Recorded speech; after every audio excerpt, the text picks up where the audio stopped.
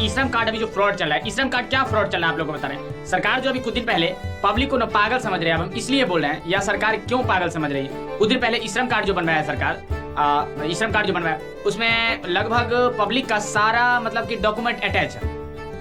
Account number, Aadhaar card, voter ID, PAN card, मान लीजिए ना A to Z डॉक्यूमेंट उसमें ई श्रम कार्ड में अटैच है। अब हम इसलिए नहीं बोल रहे हैं, हम मेरे पास प्रूफ है, सारा चीज अटैच है, इसका प्रूफ है। देखिए आधार से पेन लिंक है, नंबर 1, वोटर ID से, आधार से वोटर ID लिंक है, आधार से अकाउंट नंबर लिंक है, ओके, आधार से ई श्रम लिंक है, प्लस में अकाउंट नंबर भी ई श्रम में डाला गया है। तो अभी 6,000 रुपया जो पब्लिक को दे रहे हैं, सरकार 6,000 रुपया दे रहे, अब किस माध्यम के थ्रू दे रहे मुझे तो ये कंफर्म नहीं है, बट अभी जो दे रहा है ये अगर ऑनलाइन सरकार कर देती है काम, ऑनलाइन अगर ऑनलाइन कर देती तो कितना प्रॉफिट होता।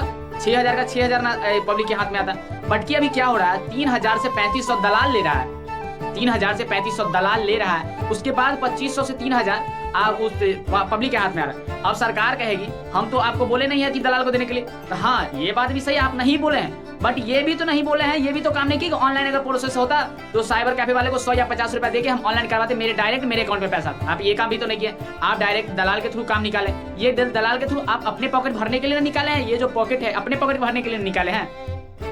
सारा दिमाग रहता है आपका, फिर भी बोलते हैं पब्लिक को समझ नहीं है। आप बोले सरकार पे क्या बोलेगी, जो आपके अकाउंट में पैसा वो आपका अकाउंट, आपका पैसा होगा, आपके अकाउंट में है वो आपका पैसा। ऐसा नहीं है, वो दलाल मेरा DOC नहीं लेगा, डॉक्यूमेंट ही नहीं लेगा, तो पैसा कहां से आएगा।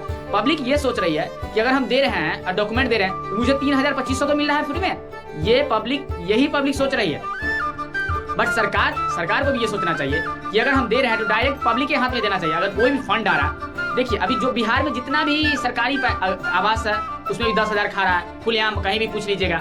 ये मनरेगा वाला काम हुआ था उसमें भी खुलेआम खा रहा था। अभी ये ई श्रम कार्ड वाला है, ई श्रम कार्ड पे इतना भी फ्रॉड हो रहा, नहीं इतना, जो हर एक घर से ले रहा है पेपर दलाल, हर एक घर से। अब बताइए ऊपर में भी कॉन्टेक्ट है उनका, है ना, कितना करोड़ सैंक्शन हुआ है ई श्रम कार्ड पे, अब पता ही नहीं इसका। 6,000 पर व्यक्ति, पर लेडी, अभी लेडीज को लगभग दे रहे हैं, पर लेडी 6,000 अमाउंट पर लेडी के अकाउंट में जा रहा है। तो मान लीजिए पर लेडी कितना अरबों रुपया जो है अभी दलाल खा रहे हैं। 6,000 है, 3,500 से 3,000 दलाल लेंगे और 2,500 से 3,000 जो अकाउंट दिए उनका रहेगा। तो एक अकाउंट अगर एग्जाम्पल किसी का है तो उसका 2,500 से 3,000 हुआ। और दलाल अगर दिन में अगर 10 पेपर भी अलॉट कर रहा है, मतलब लेके और आगे बढ़वा रहा है, तो क्या हो गया, 10 अगर 3-3 हजार ले कितना हुआ, 30,000 हो गया। 30,000 ये अकेले दलाल नहीं खा रहा है, इसके ऊपर भी एक दलाल है, इसके ऊपर भी एक दलाल है। आप लोगों से रिक्वेस्ट है, सरकार से ये रिक्वेस्ट है मेरा कि आप जो कर रहे हैं थोड़ा सोच समझ के किया कीजिए। डायरेक्ट पब्लिक के हाथ में ये अगर आप जो निकाले हैं, ये क्या बोलते हैं, आप जो पब्लिक को सुविधा जो दे रहे हैं, सुविधा क्या दे रहे हैं, 6,000 दे रहे हैं, ठीक।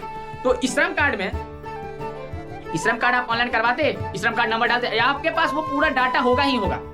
ई श्रम कार्ड एक अलग कंपनी है ना, जिस कंपनी के आप उससे फील्ड डाटा लेते, बैंक वाले भी होते, ई श्रम कार्ड नंबर पे पैसा डाल देते। ई श्रम कार्ड से अटैच है अकाउंट नंबर, डायरेक्ट अकाउंट में आता है बंदे का पैसा। अब कहिएगा किसी का नहीं, अब जिसका है नहीं है उसका छोड़िए ना।